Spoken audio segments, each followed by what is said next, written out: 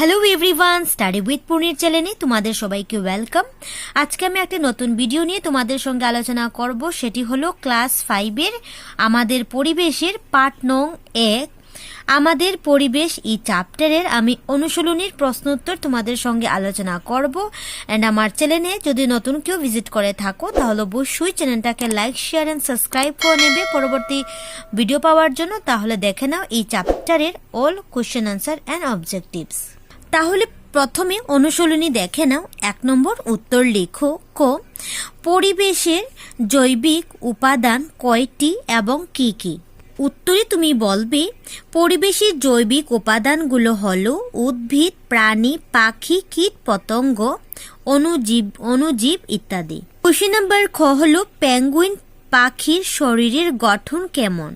উত্তরে তুমি বলবে পেঙ্গুইন বরফে বসবাসকারী এক ধরনের পাখি। এদের দেহের গঠন লম্বা এবং ডিম্বাকৃতি। এদের শরীর ছোট ছোট পালকে আবৃত। ডানা দুটো ছোট হওয়ার জন্য তারা উঠতে পারে না, কিন্তু তারা হাঁটতেও সাঁতার কাটতে পারে। নেক্সট কোশ্চেন নাম্বার গ হলো জলাভূমি কাকে বলে? উত্তরে বলবে সাধারণত সাময়িকভাবে বা স্থায়ীভাবে জলমগ্ন স্থানকে জলাভূমি বলে। নেক্সট কোশ্চেন নাম্বার খ হলো পরিবেশের অজৈবিক উপাদান সমূহ কি কি? তাহলে উত্তরে বলবে বায়ু, জল, মাটি, নদী, ঝর্ণা, পাহাড়, পর্বত ইত্যাদি পরিবেশের অজৈবিক উপাদান। নেক্সট নম্বর দেখে নাও মানবসৃষ্ট পরিবেশ বলতে কি বুঝো? উত্তরে বলবে ঘর বাড়ি, রাস্তাঘাট, সেতু, উদ্যান, উদ্যোগ, কীর্তিচিহ্ন ইত্যাদি প্রকৃত থেকে পাওয়া উপাদানগুলো থেকে নির্মাণ করা হয়। এটাই হচ্ছে মানব সৃষ্ট পরিবেশ। নেক্সট 6 নম্বর দেখে নাও মরুভূমিতে বসবাসকারী দুটো প্রাণীর নাম লিখো। তাহলে উত্তরে বলবে মরুভূমিতে দুটি বাস করে প্রাণীর নাম হলো উট, সাপ। তারপর নেক্সট হলো দেখে নাও 2 নম্বর দিয়ে শূন্যস্থান পূর্ণ করো। ক, ড্যাশ মরুভূমিতে প্রধান প্রাণী, মরুভূমির প্রধান প্রাণী, তাহলে এখানে লিখবে উট মরুভূমির প্রধান প্রাণী। খ নম্বর দেওয়া হলো সাদা ভাল্লুক ড্যাশ অঞ্চলে বাস করে, তাহলে বলবে সাদা ভাল্লুক মেরু অঞ্চলে বাস করে। তারপর গ নম্বর দেখে নাও তৃণভূমি অঞ্চলে বৃহৎ এলাকাতে ড্যাশ পাওয়া যায়, তাহলে বলবে বল্গা হরিণ পাওয়া যায়। তারপর নেক্সট দেখো ঘ নম্বর মরুভূমিতে ড্যাশ জাতীয় উদ্ভিদ হয়, তাহলে বলবে মরুভূমিতে ক্যাকটাস জাতীয় উদ্ভিদ হয়। তারপর নেক্সট হলো নম্বর সূর্যের আলো পরিবেশের একটি ড্যাশ উপাদান, তাহলে বলবে সূর্যের আলো পরিবেশের একটি অজৈবিক উপাদান। তারপর 3 নম্বরটি দেখে নাও নিচের উক্তগুলো শুদ্ধ করে লিখো। তাহলে দেখে নাও কোনটি শুদ্ধ হবে। ক, সাদা ভাল্লুক হরিণ জেব্রা মেরু অঞ্চলের প্রাণী, তাহলে বলবে সাদা ভাল্লুক মরুভূমির মেরু অঞ্চলের প্রাণী। নেক্সট হলো খ, শিল বল্গা হরিণ চমড়ি গরু বা ইয়াক এর শাখা প্রশাখা যুক্ত শিং থাকে, তাহলে বলবে বল্গা হরিণের। তো বল্গা হরিণেতে তুমি শুদ্ধ দিয়ে দেবে। নেক্সট হবে গ নম্বর জিরাফ, সিংহ, বাঘ তৃণভোজী প্রাণী, তাহলে বলবে জিরাফ তৃণভোজী প্রাণী। তো জিরাফের মধ্যে সঠিক চিহ্ন দিয়ে দেবে। নেক্সট 4 নম্বর দেখে নাও সংক্ষিপ্ত টিকা লিখো। জলাভূমি, অণুভূমি, অণুজীব, জল ও বায়ু দিয়ে তুমি টিকা লিখবে। তাহলে জলাভূমি দিয়ে টিকা দেখে নাও সাধারণত সাময়িকভাবে বা স্থায়ীভাবে জলমগ্ন স্থানকে জলাভূমি বলা হয়। জলাভূমি বা আর্দ্রভূমি প্রাকৃতিক পরিবেশের একটি উত্তম উদাহরণ, কারণ জল ও মাটি এই দুটো প্রধান উপাদানের সাহায্যে পরিবেশটি গড়ে ওঠে।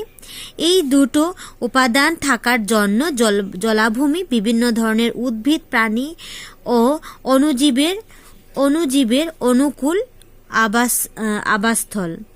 নেক্সট দেখে নাও টিকা হলো অণুজীব। অণুজীব দিয়ে বলবে অণুজীব হলো এক প্রকার ক্ষুদ্র এককোষী জীব, বহুকোষী হতে পারে।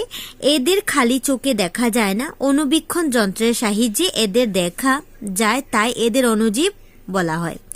সকল প্রকার ব্যাকটেরিয়া, ছত্রাক ইত্যাদি অণুজীব। এরা জল, বায়ু, মাটি সর্বত্রই থাকে। কিছু কিছু ব্যাকটেরিয়া মৃত উদ্ভিদ বা প্রাণীর উপর ঘটিয়ে পচন সার তৈরি করতে সাহায্য করে। তারপর জল দিয়ে বলবে জল বা জলভাগ হলো পরিবেশের একটি অতি প্রয়োজনীয় ও জৈবিক উপাদান। পৃথিবীর মোট জলের অধিকাংশই হচ্ছে সাগর বা মহাসাগরের জল। তদুপরি বৃষ্টিপাত, হ্রদ, খাল, বিল, পুকুর ও উপনদী, ঝর্ণা, ভূগর্ভস্থ জল হচ্ছে জলের একটি উৎস। তারপর বায়ু দিয়ে বলবে আমাদের চারিদিকে বায়ু আছে বলেই আমাদের পৃথিবী, উদ্ভিদ, প্রাণী এবং মানুষের বসবাসযোগ্য। তাই বায়ু হলো পরিবেশের একটি গুরুত্বপূর্ণ উপাদান। বায়ু অনেক প্রকার গ্যাসের সমষ্টি। বায়ুতে nitrogen, oxygen, carbon die oxide ছাড়াও জলীয় বাষ্প এবং অন্যান্য গ্যাসও সামান্য পরিমাণে থাকে। তারপর নেক্সট 5 নম্বর কোশ্চেন দেখে নাও, একটি প্রাকৃতিক দৃশ্যের ছবি অঙ্কন করো। তাহলে 5 নম্বরের ছবিটি তুমি এখান থেকে বইয়ের মধ্যে দেওয়া হলো প্রাকৃতিক পরিবেশের, তুমি এটা প্রাকৃতিক দৃশ্যের একটা ছবি এখানে কপিতে বা বইয়ের মধ্যে তুমি দেখে নাও, এটা দাগিয়ে রাখো। এই ছবিটা তোমরা কপিতে আর্ট করার চেষ্টা করবে, ঠিক আছে? তারপর দেখে নাও বইয়ের ভিতরে কিছু কোশ্চেন আছে, তাহলে দেখে নাও আমি করে দিচ্ছি। পরিবেশের এই উপাদানগুলো আমাদের কি কি কাজে প্রয়োজন? তাহলে পরিবেশের উপাদান দিয়ে দিচ্ছে বায়ু, জল, গাছপালা, মাটি, প্রাণী। কি কি কাজে লাগে এখানে তুমি লিখবে।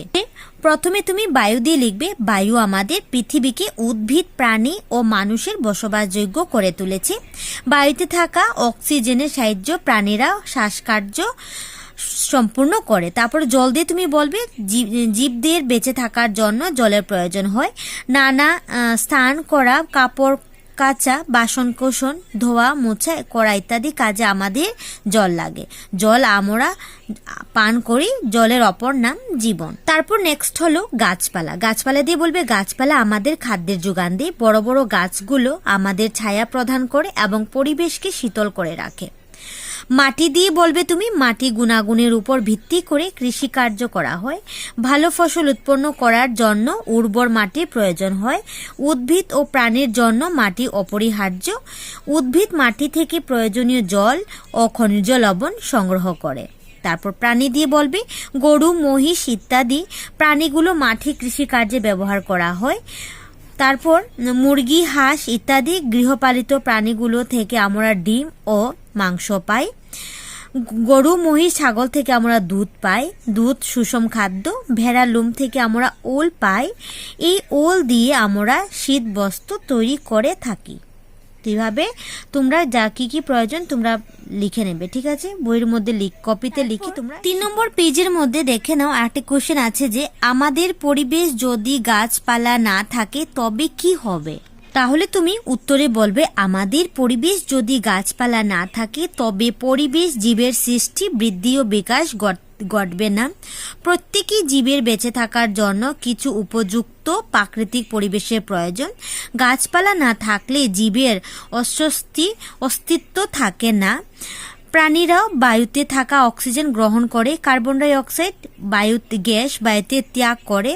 আবার উদ্ভিদ কার্বন ডাই অক্সাইড গ্রহণ করে, অক্সিজেন ত্যাগ করে। এভাবে উদ্ভিদ জগৎ এবং প্রাণী জগতের ভারসাম্য রক্ষা হয়। প্রত্যেকটি প্রাণী বেঁচে থাকার জন্য পরোক্ষ বা প্রত্যক্ষভাবে গাছপালার প্রয়োজন। তাই গাছপালা না থাকলে জীবকুল ধ্বংস হয়ে যাবে। তারপর দেখে নাও 5 নম্বর পেজের মধ্যে একটা কোশ্চেন হলো তৃণভূমি অঞ্চলের তৃণভোজী প্রাণীগুলো কেন দলবদ্ধভাবে থাকে?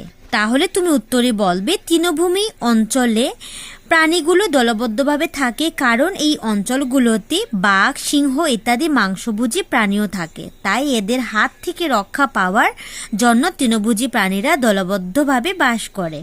তারপর 6 নম্বর পেজের একটা লাস্ট কোশ্চেন দেখে নাও, জল, মাটি ও বায়ু আমাদের কি কি কাজে লাগে? প্রত্যেকটি দুটি করে কাজ লিখো।